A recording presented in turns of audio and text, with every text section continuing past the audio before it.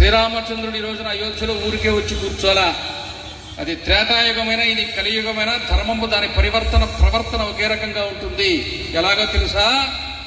వాలిని చంపి సుగ్రీవుని కూర్చోబెట్టిన తర్వాత, రావణాసురుని చంపి విభీషణుని కూర్చోబెట్టిన తర్వాతనే శ్రీరాముడు అయోధ్యలో వచ్చి కూర్చున్నాడు. అవునా? అవునా? సౌదీ అరేబియాలో దేవాలయం కట్టించిన తర్వాతనే 200 సంవత్సరాలు ఈ దేశాన్ని బానిసలుగా చేసి పరిపాలించిన రాక్షసులు బ్రిటిష్ వాళ్ళ రాజధాని లండన్లో బకింగ్హామ్ ప్యాలెస్ లో ఋషి సౌరికినటువంటి హిందువు ప్రధానమంత్రి భార్యాభర్తలు కలిసి దీపావళి పండుగ చేసిన తర్వాతనే శ్రీరాముడు అయోధ్యలో వచ్చి కూర్చున్నాడు. ఇక అనుమానమా?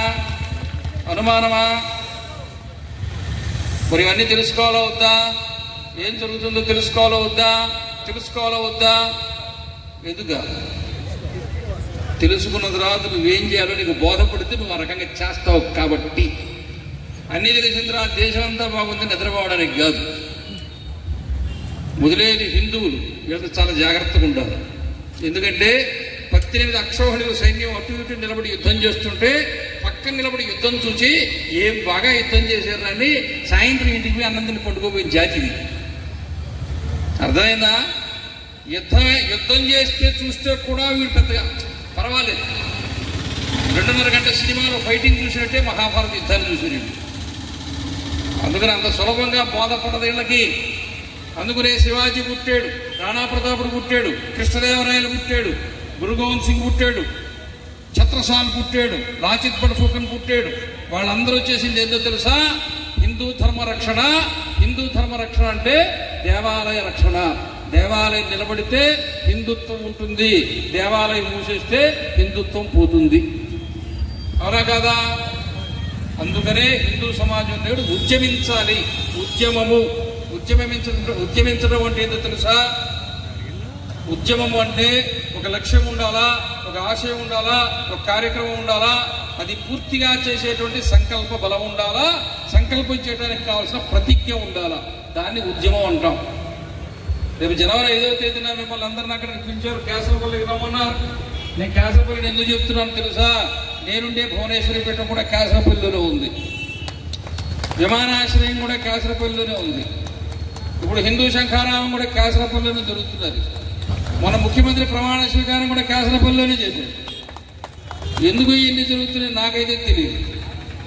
అందుకని మన ఊర్లో జరుగుతుంది కేశవపల్లిలో. మన పీఠం ఇక్కడే 75 సంవత్సరాల నుంచి ఉంది. రాష్ట్ర వ్యాప్తంగా అందరు ఇక్కడికే వస్తున్నారు. అందరినీ పోయి పిలిచొస్తే బాగుంటుంది, రండి మా ఇంటి దాకా అని మిమ్మల్ని ఆహ్వానించడానికి నేను వచ్చాను. రావాలా వద్దా? కదలాలా వద్దా? లేవాలా వద్దా? ఉరకలెత్తాలా వద్దా?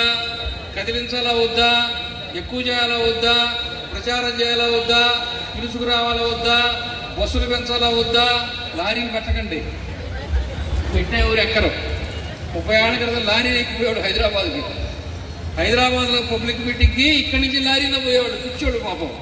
ఇప్పుడు ఓల్వో బస్సు పెట్టిన ఆ పైన ఇంకేమన్నా ప్యాకేజీ పోతే రావట్లా. మన సంగతి కాదులే, విషయం చెప్తా. అవునా? అందుకని ఆ రోజుల్లో పిచ్చోళ్ళు ఇక్కడి నుంచి లారీలో పోయేస్తే ఆ దుమ్ము అంటుకుంటే దాన్ని కడుక్కోవడానికి 2 షాంపూలు, సన్సిల్క్ షాంపూలు వేస్తే కానీ దుమ్ము పోయేది కాదు. వేసి ఉతకడమే, బట్టలు కాదు, ఒళ్ళు. అందువల్ల మనము హిందువులు అంటే ఎవరో తెలుసా? హిందువులు అంటే హైందవి సంతానము. హైందవి అంటే హైమవతి అంటే హిమవంతుని కుమార్తె కాళిక అంటే ఆదిపరాశక్తి పార్వతీయే హైమవతియే హైందవియే హిందూ సంతానము. మరి ఆమె పేరు మీద ఎందుకు వచ్చింది? ఆమె శివుణ్ణి పెళ్లి చేసుకుంది. అంతకుముందు పెళ్లి చేసుకుంటే సతీదేవిగా ఉంటే దక్షుడు శివుణ్ణి అవమానపరిస్తే మన దక్షారామమే. అది దక్షారామము, ద్రాక్షారామం కాదు. దక్షుడు యజ్ఞం చేశాడు అక్కడే సతీదేవి ప్రాయోపవేశం చేసింది. అప్పుడు వీరభద్రుడు వచ్చి తలగొట్టేశాడు దక్షుడిది. ఆ తర్వాత చేతిలో ఉండే పట్టిసీమ విసిరేస్తే ఆ ఆయుధం పడ్డటువంటి స్థలమే పట్టిసీమగా తయారైంది. తెలుసా? తెలీదా? తెలీదు. తెలిసి ఉంటే నువ్వు హిందువి, తెలియకపోతే గొప్ప హిందువి. ప్రపంచంలో అన్నీ ఉండేవాడు ఎవడన్నా? ఈ హిందువే, ఏవి తెలియనోడు ఊర్రా హిందువే. అన్ని పుస్తకాలన్నీ అరణంలో పెట్టుంటాడు. వచ్చాడు ఇదిగో ఇదంతా మా జ్ఞానం, చదివేవరా అన్ని ఇప్పుడు చదువుతామా, పెట్టుకుంటా.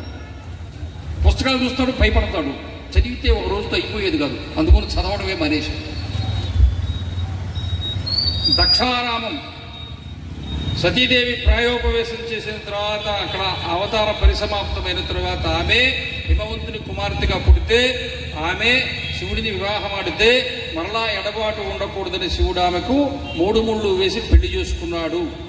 అప్పుడే అర్ధ శరీరం ఇచ్చి అర్ధనారీశ్వరుడయ్యి వాళ్ళు ఆది దంపతులు అయినారు. దంపతులు అనే దానికి వేరొక భాషలో పదం లేదు. కపుల్ అంటే జంట, జంట పక్షులు. ఏ పక్షి ఎప్పుడైనా లేచిపోవచ్చు. చెట్టు కొమ్మ మీద 2 పక్షులు ఉంటాయి, ఇదైనా వెళ్ళిపోవచ్చు, అదైనా వెళ్ళిపోవచ్చు. ఇప్పుడు అదే కనపడేది, ఇప్పుడు కనపడేది అదే. పొద్దున పెళ్లి, సాయంత్రం పంచాయతీ. మాకు ఇచ్చేస్తే మా దారిని మేము పోతాం. పూర్వకాలంలో సత్య హరిశ్చంద్ర నాటకం వేస్తే మొదటి హరిశ్చంద్రుడు, రెండో హరిశ్చంద్రుడు, మూడో హరిశ్చంద్రుడు. ఇప్పుడు అంతే, మొదటి పెళ్లి, రెండో పెళ్లి, మూడో పెళ్లి. ఈనాడు పెళ్లి పందిరి ఆంధ్రజ్యోతుల సెంటర్లో ఆదివారం వేస్తారు. వివాహ వేదిక సాక్షులు వేస్తారు వివాహ పందిరిని. మొదటి వివాహానికి 2 కాలమ్స్లోని ప్రకటనలు ఉంటాయి, రెండో పెళ్లికి, మూడో పెళ్లికి మిగతా పేపర్ అంతా ఉంటాయి. అర్థమైందా? వివాహము చేసుకోవడము తప్ప వివాహము రద్దు లేని మతము భూమి మీద ఏదైనా ఉంటుంది, హిందూ మతం. 7 జన్మల్లో మీరే తిరిగి మళ్ళా భార్యాభర్తలు అవుతారు, మీకు ఇష్టం ఉన్నా లేకపోయినా. నువ్వు 298 పెట్టినా, నీకు విడాకులే డైవర్స్ అయిపోయినా, వచ్చే జన్మలో కూడా వాడే వస్తాడు, ఆమె వస్తాడు. ఆ సంపడానికి కొట్టుకొని వాడు ఎందుకు కలిసే ఉండకూడదు. 7 అడుగులు వేసారంటే 7 జన్మలు అయినట్టే. ఇది చెప్పరు పంతులు, నువ్వు పక్కకు పో, నువ్వు ఫోటో తీసుకోవాలా. 3వ రోజు ఇడిపోయే మొహానికి ఫోటో ఎందుకు, వీడియో ఎందుకు? మళ్ళీ ప్రీ వెడ్డింగ్ ఫోటో పందుల్లాగా బురదలో కొనుక్కుని బురద పూసుకుని, అంటే వాడికి అర్థమైంది జీవితం అంటే బురదేరాయన ఏమీ లేదు అని. ఆ వేదాంతంలో మునిగిపోయి 2 బురద పూసుకుని దాన్ని తీసుకుంటే పిల్లలు చూపిస్తారు. ఈ 2 పంతులు ఎవరో తెలుసా? ఒకటి మీ డాడీ, రెండోది నేనే. ఆ 10 పిల్లలు ఇది చూస్తారు. ఎవరో బుర్ర ఉందా, చేయొచ్చా, చేయకూడదా, విచక్షణ ఉందా, ఏమైనా ఉందా? అందుకే ఆది దంపతులు పార్వతీ పరమేశ్వరులాగా జీవితంలో ఒక్కసారి పెళ్లి చేసుకుంటే చచ్చేదాకా నీవు నా భార్యవు, చచ్చేదాకా నువ్వే నా మొగుడివి అని శాశ్వతమైన గృహస్థాశ్రమ ధర్మాన్ని కలిగిన జాతి భూమి మీద ఏది ఉందో అదే హైందవీ సంతానము, అదే హిందూ సమాజము. కాబట్టి నీ కుటుంబం గట్టిగా ఉండాలంటే ఏం చేయాలా? దేవాలయం కావాలి. ఎందుకో తెలుసా? మనిషి ఏదైనా చూచి నేర్చుకుంటాడు, చూసే నేర్చుకుంటాడు, వేరే మార్గమే లేదు. వింటే అంటాడు, చూస్తే చేస్తాడు. పొద్దున్నే తల్లి కానీ తండ్రి కానీ ఇంట్లో స్నానం చేసి దేవుడి ఎదురుగా కూర్చుని పూజ చేస్తే వాళ్ళ పిల్లలు కూడా పూజ చేస్తారు. ఏమైనా నైట్ చేసుకొని తాటకిలాగా 9 గంటలకి ఏకోజామున 9 గంటలకి నిద్ర లేచి 8 గంటలకి ఏకోజామున 9 గంటలకి టూత్ బ్రష్ రొట్టు వేసుకొని 3 వీధుల్లో పెత్తనాలు చేసి వస్తే కూతురు ఏం చేస్తుంది? ఇంటర్మీడియట్లో చెప్పకుండా పోయి 3వ రోజున పెరుగుపాలెం బీచ్లో కనబడుతుంది. ఎదగండి పోయి. అర్థమైందా? వినడానికి కొంచెం బాధగానే ఉంటుంది. హైదరాబాద్లో ఒక ఆమె పోయి పోలీస్ స్టేషన్లో కంప్లైంట్ ఇచ్చింది. మంగళహాట్ పోలీస్ స్టేషన్లో కంప్లైంట్ ఇస్తే అక్కడ ఎస్ఐ అడిగాడు, ఏమమ్మా 3 రోజుల నుంచి కూతురు కనపడకపోతే ఇప్పుడా వచ్చి ఫిర్యాదు చేసేదంటే ఆమె చెప్పింది, మా అమ్మాయి మామూలుగా 2 రోజులు పోతుంటుంది సార్, ఈసారి 3 రోజులు. ఈడొచ్చిన అమ్మాయి 2 రోజులు పోవచ్చా తిరగచ్చా? బుద్ధి ఉందా? అందుకని సమాజంలో బలహీనపడింది కుటుంబ వ్యవస్థ. తల్లిదండ్రులు దిగజారిపోయారు కాబట్టి, పట్టించుకోవట్లేదు కాబట్టి పిల్లల్ని మనం తిడుతున్నాం. పిల్లల మాట నట్లేదు, పిల్లలు దారి తప్పారు, పిల్లలు గతి తప్పారు. పిల్లలు గతి తప్పన తల్లిదండ్రులు మతి తప్పారు. మీలో దైవీ గుణాలు ఉంటే, మీలో దైవీ భావాలు ఉంటే అవి పిల్లలకు వచ్చి ఉండేవి. మీరు వదిలేశారు, వాళ్ళు వదిలేశారు. అందుకని దేవాలయానికి పోతే సీతారాములను చూస్తే సీతారాముల్లాగా ఉండాలన్న కోరిక కలుగుతుంది. పార్వతీ పరమేశ్వరుని చూస్తే పార్వతీ పరమేశ్వరులాగా ఉండాలని కలుగుతుంది. ఇవి వదిలేసి మిగతా టీవీల్లో కార్యక్రమం చూడొద్దని నేను చెప్పట్లేదమ్మా. నిజంగా టీవీ వల్ల హిందూ సమాజానికి చాలా మేలు జరిగింది. అవునా? చాగంటి కోటేశ్వరరావు ఉపన్యాసాలు ఇంట్లో ఉండే వింటున్నాంగా, చాగంటి వారును ఆయన ఎవరు సామవేదం వారు వింటున్నాంగా, ఇంకా అనేక మంది ప్రవచనాలు వింటున్నాంగా, తీర్థయాత్రలన్నీ చేసేస్తున్నాంగా, పైసా ఖర్చు లేకుండా భారతదేశం నుండి పుణ్యక్షేత్రాల నుండి చూస్తున్నాంగా. అది టీవీ కావచ్చు, యూట్యూబ్ కావచ్చు, ఏదైనా సరే నీ ఇష్టంలో, నీ ఎంపికలో, నీ మోజులో, నీ క్రేజ్లో నువ్వేందో నీకు తెలుస్తుంది. నీ మనస్తత్వం ఏదైతే దాన్ని ఎత్తుక్కుంటావు కదా, అంతేనా? కూరగాయల మార్కెట్కి పోతే నీకు ఇష్టమైన కూర ఎత్తుక్కుంటావుగా. అక్కడెక్కడో అదేదో షాప్ ఏమంటారు ఇప్పుడు మాల్ కెడితే నీకు ఇష్టమైన వస్తువులు ఎత్తుక్కుంటావుగా.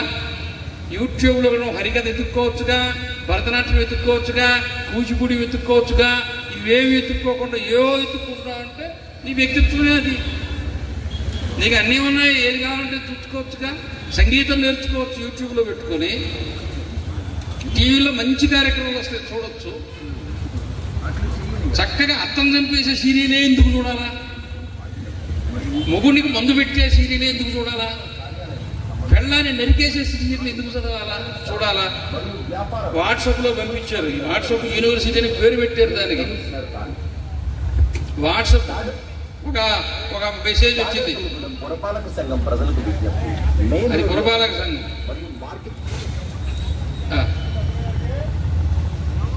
ఈ ఒక్క పూట గంట పోరైనా రేపు పెట్టుకుంటాం దాన్ని. సోషల్ మీడియా,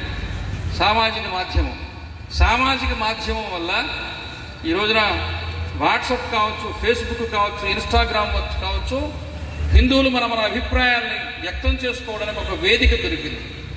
ఒకే అభిప్రాయం కలిగిన వాళ్ళందరూ ఒక బృందంగా ఏర్పడతారు. సామెత ఉంది, ఏంటో తెలుసా? నత్తలన్నీ గట్టు మీద పక్క దగ్గరే చేరుతాయి. నత్త కులలు ఉన్నాయి, అవి కాలువలో కావచ్చు, చెరువులో కావచ్చు, ఎక్కడెక్కడున్నా అన్నీ తెలిసి ఒక దగ్గరే గుంపుగా చేరతాయి.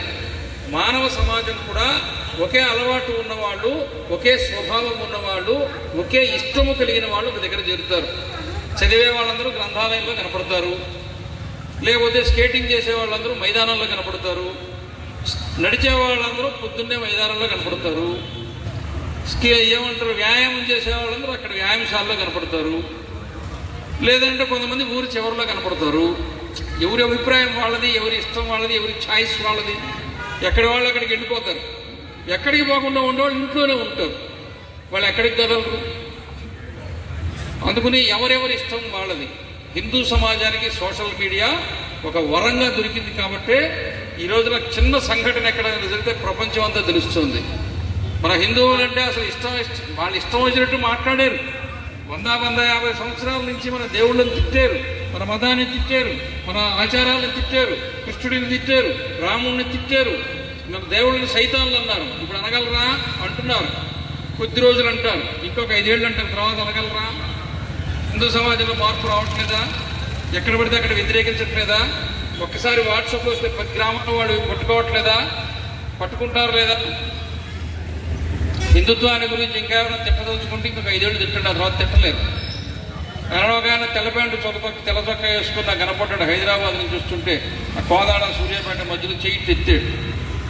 సరే ఆపి ఎక్కించుకున్నా. మామూలుగా అయితే ఎవరిని ఎక్కించుకోకూడదు, మార్గ మధ్యలో తెలియని వాళ్ళని కారు ఎక్కించుకోకూడదు. ఎక్కించుకున్నా, కూర్చొని స్థిరపడ్డాడు. ఒక 5 నిమిషాల్లో సర్దుకొని మొదలుపెట్టాడు.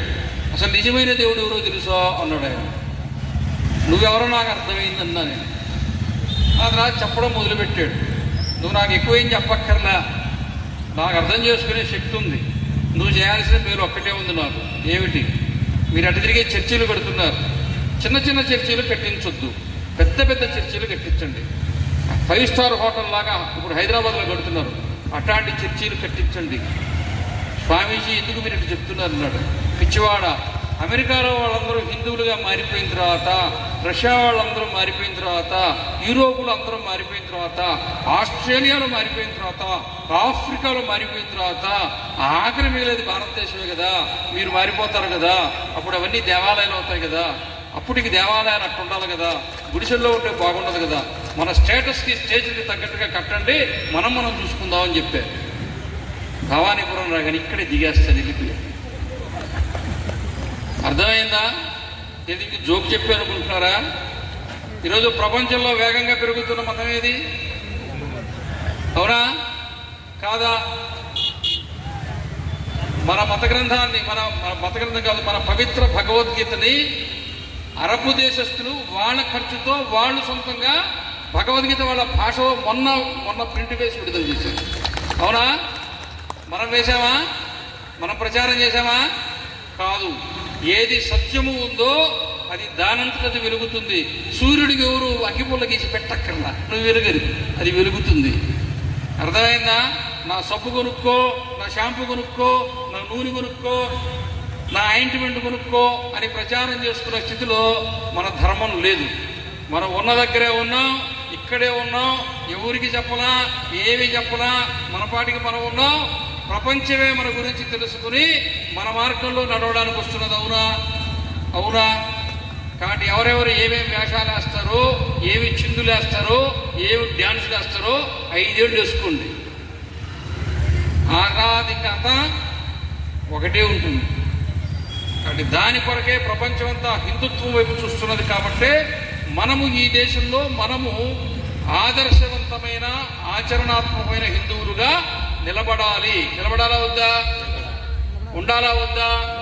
తెలుసుకోవాలా వద్దా? ఆచరించాలా వద్దా? ప్రపంచంలో అందరూ చీరగట్టుకుంటుని, మీరేమో జీన్స్ వేసుకుంటుని, వాళ్ళేమో మంగళసూత్రం వేసుకునే, మీరేమో కుక్కానికి తగిలిస్తుని, వాళ్ళేమో కుంకుమ ముట్టు పెట్టుకునే, మీరేమో స్టిక్కర్లు వేసుకుంటుని, వాళ్ళు మెట్టులు వేసుకునే, మీరు తీసేస్తుని. మగవాళ్ళైతే ఇంక చెప్పక్కర్లా. మా చిన్నప్పుడు నిక్కర్లు వేసుకొని పెద్ద అయిన తర్వాత ప్యాంట్లు వేసుకునేది. ఇప్పుడేమో చిన్నప్పుడు ప్యాంట్లు వేసుకొని పెద్ద అయిన తర్వాత నిక్కర్లు వేసుకుంటున్నారు. సంఘలో కొడుకుని ఎత్తుకో ఉంటాడు, వాడు ప్యాంట్ వేసుకుంటాడు, అబ్బా ఈయన నిక్కర్ వేసుకొని తిరుగుతాడు రోడ్డు మీద. పెద్ద అయిన తర్వాత నిక్కర్ వేసుకోవాలా, ప్యాంట్ వేసుకోవాలా? నిక్కర్ వేసుకోవద్దు, ప్యాంట్ వేసుకోవద్దు, ధోతి కట్టుకోవాలి. రష్యా వాడు ధోతి కట్టుకొని, అమెరికా వాడు ధోతి కట్టుకొని, జర్మనీ వాడు ధోతి కట్టుకొని భజన చేస్తుంటే వీడు చిరిగిపోయిన ప్యాంట్ వేసుకొని బెగ్గర్ జీన్స్ అంటారు. భారతదేశం ఏమో 3వ ప్రపంచ ఆర్థిక వ్యవస్థ, కాబోయే సూపర్ పవరా, వసుదైక కుటుంబకమా, విశ్వగురువా, నువ్వు బెగ్గర్ ప్యాంట్ వేసుకుంటా? బెగ్గర్ ప్యాంట్ అంటే ఏంటి? బెగ్గర్ జీన్స్ అంటే ఏంటి? అడుక్కు తినేవాడిదే. ఏం చదువుకున్నావురా? ఎంటెక్. ఏ వేసుకున్నావురా? Beggar jeans. ఈ జ్ఞానం కావడం ఎంటెక్ చదవాలా? మీ నాయన 6 ఎకరాలు అమ్మాలా? చదివేస్తే ఉన్నమతి పోయిందంటే ఇదే. పూర్వకాలంలో మేము చిన్నప్పుడు చదువుకున్నాడు కింద బళ్ళు కూర్చొని అప్పుడు గచ్చు లేదు, ఏమీ లేదు, నేల ఉండేది. ఆ శుక్రవారం రోజు పేడేసి మేమే లొక్కునేది. అది ఆనబెట్టుకుని శనివారం పొద్దునే మళ్ళీ కూర్చొని కింద నిక్కర చిరిగిపోయేది. చిన్నగా చిరిగిపోతే చిన్న పోస్ట్ ఆఫీసు, పెద్దగా చిరిగిపోతే పెద్ద పోస్ట్ ఆఫీసు జోకులు వేసుకునేది మేమే. అవి మళ్ళీ ఇంటికి పోయేది, ఉతికేది, సూది దారంతో కుట్టేది, మళ్ళీ వేసుకునేది. దానికి పట్టుదల పెరిగి మళ్ళీ చిరిగిపోయేది. మాకు పట్టుదల పెరిగి మళ్ళీ కుట్టించుకునేది. కొట్టా చినగా. ఎందుకని? ఇంకొక కొత్త నిక్కర కొనుక్కునే గతి లేదు కాబట్టి. మాకు బడి చెప్పేదానికి వచ్చే ఉపాధ్యాయులు కూడా చిరిగిపోయిన చొక్కా, చిరిగిపోయిన ప్యాంట్ వేసుకొచ్చేవాళ్ళు. వాళ్ళకి ఇచ్చే 100 రూపాయల జీతం చాలక. అవునా? 1977లో జనతా ప్రభుత్వం మొరార్జీ దేశాయ్ ప్రధానమంత్రిగా ఉన్నప్పుడు చౌకధరల దుకాణంలో 14 రూపాయల చీర, 14 రూపాయల ధోతి అమ్మితే ఆ 14 రూపాయల చీర కొనుక్కోవడానికి కూడా గతి లేని పేదరికంలో భారతదేశం ఉండింది. గుర్తుపెట్టుకోండి. ఈరోజు అర్థం కావట్లా. ఒక ఇంటికి పోతే గంపెట్టు ఉంటాయి చెప్పులు, ఒక్కొక్కడికి 3 జతలు. సోమవారం వేసింది మంగళవారం వేరు, బుధవారం వేరు. కొత్తది కొనుక్కోవాలంటే వీడే దేవాలయం దగ్గర వదిలిపెట్టేసి వచ్చేస్తాడు. మమ్మీ చెప్పులు పోయినాయి, అది కొనుక్కో. రోజు 3 వస్తుంటే అట్ట డబ్బాలు ఇంటికి. అమ్మాయికి ఒక డబ్బా, అమ్మకు ఒక డబ్బా, నాయనకి ఒక డబ్బా, కొడుకు ఒక డబ్బా. ఫ్లిప్కార్ట్ వాడు, అమెజాన్ వాడు, మీషో వాడు. డబ్బా మీద డబ్బా వస్తుంది. డబ్బా మీద ఏ ఇంటికి పోయినా వస్తువు కనపడేది, స్టీలు సామాను కనపడేది అంతా. ఇప్పుడు పోతే అన్ని అట్టపెట్టిలే. అమెజాన్ డబ్బా, ఫ్లిప్కార్ట్ డబ్బా. పూర్వం జోదమమ్మి ఆస్తులు అమ్ముకున్నారు, తాగుబోతోళ్ళు ఆస్తులు అమ్ముకున్నారు, అట్టపెట్టెలకు ఆస్తులు అమ్ముకునే దగ్గర తయారైంది. అంత తీసుకోవడం నొక్కడం. ఏ అవసరమా? కన్సూమరిజమా? పొదుపు లేదా? ఈ దేశంలో పేదవాళ్ళు, యానాదులు, మాలలు, మాదిగలు, ఎరుకలు, కింది కులాల్లో ఉండేవాళ్ళు, కూలి పని చేసుకునేవాళ్ళు 40 ఏళ్ల క్రితం రోజుకు 2 రూపాయల కూలీ ఉన్నప్పుడే 10 మంది ఇంట్లో సభ్యులు ఉంటే 5 మందిని దాచిపెట్టుకుని 5 మందిని కడుపు నింపుకుని ఎకరా 1000 రూపాయలు 2 రూపాయలు పెట్టి ఒక్కొక్క ఎకరా కొనుక్కున్నటువంటి సమాజం మంది. ప్రభుత్వం ఇచ్చిందా? అన్నీ ఉన్న తర్వాత ప్రభుత్వం ఏమిస్తుందని ఎదురు చూస్తే దిక్కుమాలి సమాజం ఇప్పుడు చూస్తున్నాం. ఏమీ లేని పేదరికంలో 2 రూపాయల కూలితో ఎకరాలు కొనుక్కున్న సమాజాన్ని నేను చూచా. నువ్వు చూడలా? వాళ్ళలో నిజాయితీ ఉంది. రక్తాన్ని చెమటగా మార్చి ఒక్కొక్క ఎకరాన్ని భూములు కొనుక్కున్నారు గ్రామాల్లో. ఈరోజు పేదవాళ్ళందరూ రైతులకు ఎందుకు అయ్యారంటే వాళ్ళ కష్టార్జితంతో అయినారు. ప్రభుత్వ పథకాల వల్ల ఎవడో ఎకరా భూమి కొనుక్కోలే ఈ దేశంలో, వాడి కష్టార్జితంతో కొనుక్కున్నాడు. చెప్పాలా వద్దా? వినాలా వద్దా? సమాజాన్ని మోటివేట్ చేయండి, సమాజం బాగుపడుతుంది. నగదు బదిలీ పథకం పెట్టద్దు. నగదు బదిలీ పథకం అంటే ఏందో తెలుసా? పొద్దున 10 గంటలకు మీ అకౌంట్లో డబ్బులు వస్తాయి, సాయంత్రం 4 గంటలకు వాళ్ళ అకౌంట్లోకి డబ్బులు పోతాయి. ప్రభుత్వానికి నీకు మధ్యలో ఖాళీ సీసా సాక్షిగా ఉంటుంది. అర్థం కాదా? అయితే నవ్వలేదే, నవ్వు కూడా రాలేదా? అంటే అంత మత్తుగా ఉందా? అంత మైకం ఎక్కిందా? ఇచ్చిన ఆయన పుచ్చుకుంటున్నాయన, గవర్నమెంట్ ఇచ్చింది. గవర్నమెంట్ ప్రభుత్వంలో ఎవరున్నా సరే వాళ్ళకి సమాజం మీద నమ్మకం ఏందో తెలుసా? ఎన్ని కోట్ల రూపాయలు సమాజానికి ఇచ్చినా సాయంత్రం 4 గంటల నుంచి 6 గంటల మొత్తం వచ్చేస్తాయి. అర్థమైందా కాలేదా? అందువల్ల వ్యసనముక్తమైన సమాజ నిర్మాణం కావాలి. వ్యసనముక్తం ఎక్కడవుతాం? మళ్ళీ దానికి కూడా కేంద్రం దేవాలయమే. దేవాలయంలాగా ఉండాలి. దేవాలయంలో మనకు నేర్పించేదంతా కూడా జీవన విధానము. కోలాటం అంటే ఏంటి? పండర భజన అంటే ఏంటి? పండర భజనలో ఉండే పాటలన్నీ పాండురంగడి మీద ఉంటాయి. కోలాటంలో ఉండే పాటలన్నీ కృష్ణుడి మీద ఉంటాయి. పులుగు భజనలో ఉండే పాటలన్నీ రాముడి మీద ఉంటాయి. ఒక్కొక్క పద్ధతికి ఒక్కొక్క విధానం.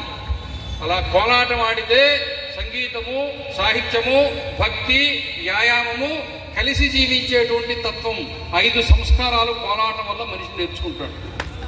70 ఏళ్ల వయసు వచ్చినా బీపీ లేకుండా, షుగర్ లేకుండా పూర్వకాలం ఉండేరంటే 5 ఎకరాలు సేద్యం చేసి ఎద్దులు తెచ్చి ఇంటికి తీసుకొచ్చి కడిగి నీళ్లు పెట్టి కట్టేసి తాను బుక్కిడి అన్నం తిని మీ తాత మా తాత రామాలయం దగ్గరికి పోయి కోలాటం ఆడేరే. దానివల్ల వాళ్ళు ఆరోగ్యంగా ఉండేరు. ఈ రోజున వ్యాయామం లేదు. డాక్టర్ దగ్గర పోతే ఏం చెప్తున్నాడు? అన్నం తింటే చచ్చిపోతావు. ప్రభుత్వం ఏం చెప్తున్నది?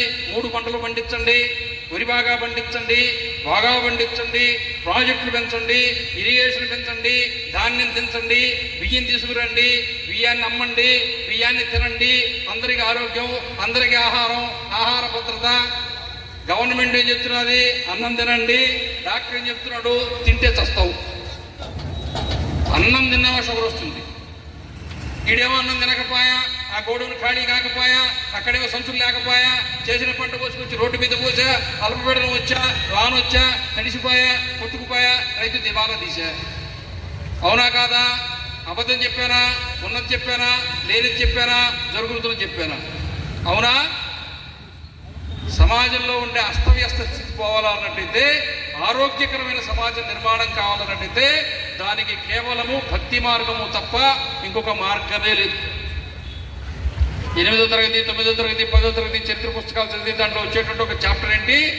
భక్తి ఉద్యమము. మధ్వాచార్యులు ఏం చేశారు? భక్తి ఉద్యమం. వర్ధమానుడు ఏం చేశాడు? భక్తి ఉద్యమం. బుద్ధుడు ఏం చేశాడు? భక్తి ఉద్యమం. జైనుడు ఏం చేశాడు? భక్తి ఉద్యమం. రామానుజాచార్యుడు ఏం చేశాడు? భక్తి ఉద్యమం. శంకరాచార్యులు ఏం చేశారు? భక్తి ఉద్యమం. తుకారాం ఏం చేశాడు? భక్తి ఉద్యమం. చైతన్య ప్రభు ఏం చేశాడు? భక్తి ఉద్యమం. సంత రవిదాస్ ఏం చేశాడు? భక్తి ఉద్యమం. భక్తి మార్గంలో సమాజాన్ని సమాయత్తం చేసి సమాజంలో దుర్గుణాలు లేకుండా, వ్యసనాలు లేకుండా, దేశభక్తి ప్రపూరితమైనటువంటి సమాజాన్ని నిలబెట్టేటువంటి పనినే భారతదేశంలో సాధువులు, సంతులు చేశారు దేవాలయం కేంద్రంగా. అందుకనే ఒక విదేశీ దురాక్రమణదారులు భారతదేశం మీదకి వచ్చి 17 సార్లు 18 సార్లు దండయాత్ర చేస్తే దేవాలయాల్లో ఉండే సొత్తులతో దోచుకుని పోతే ప్రతి పర్యాయము హిందూ సమాజం తిరిగి దేవాలయం నిర్మాణం చేసుకుంది. పోయిన సంవత్సరం మనం నిర్మాణం చేసుకున్న అయోధ్య రామాలయం కూడా 400 సంవత్సరాల్లో 380 యుద్ధాల్లో కొన్ని లక్షల మంది హిందువులు ప్రాణార్పణం చేస్తేనే, ప్రాణత్యాగం చేస్తేనే ఈరోజు రామాలయం నిర్మాణం జరిగింది. అందుకని దేవాలయం మన ప్రాణం. ఈ దేశం దేవాలయం కోసమే జీవిస్తుంది. ఈ దేశం దేవాలయం కోసమే జీవిస్తుంది. అందుకోసమే దేవాలయ ఉద్యమం. దేనికంటే వాస్తవానికి ఏ ప్రభుత్వము కూడా దేవాలయం తమ దగ్గర పెట్టుకోవడానికి సిద్ధంగా లేదు. ఆంధ్రప్రదేశ్ హైకోర్టు, ఇప్పుడు ఉండేటువంటి అమరావతిలో ఉండే హైకోర్టు ఒక తీర్పు ఇచ్చింది. ఏంటంటే 5 లక్షల కంటే తక్కువ ఆదాయం ఉండే దేవాలయాలని ఎండోమెంట్స్ నుంచి మినహాయించమని చెప్పించింది. తీసేయండి, వదిలేయండి అని చెప్పి. ఇప్పుడు దేవాదాయ శాఖ నుంచి ఆ దేవాలయం తీసుకోవడానికి ఒక్కళ్ళు కూడా ముందుకు రాకపోతే వాళ్ళు ఏం చేస్తారు? తాడేపల్లి గూడెంలో ఒక 100 మందితో సమావేశం పెట్టండి. ఒక్కొక్క దేవాలయానికి ఎండోమెంట్లో 5 లక్షల కంటే తక్కువ ఆదాయం దేవాలయాలు ఉన్నాయి, తీయండి. ఇక్కడ ఏసీను, ఈ ఈఓను, అక్కడ ఇన్స్పెక్టర్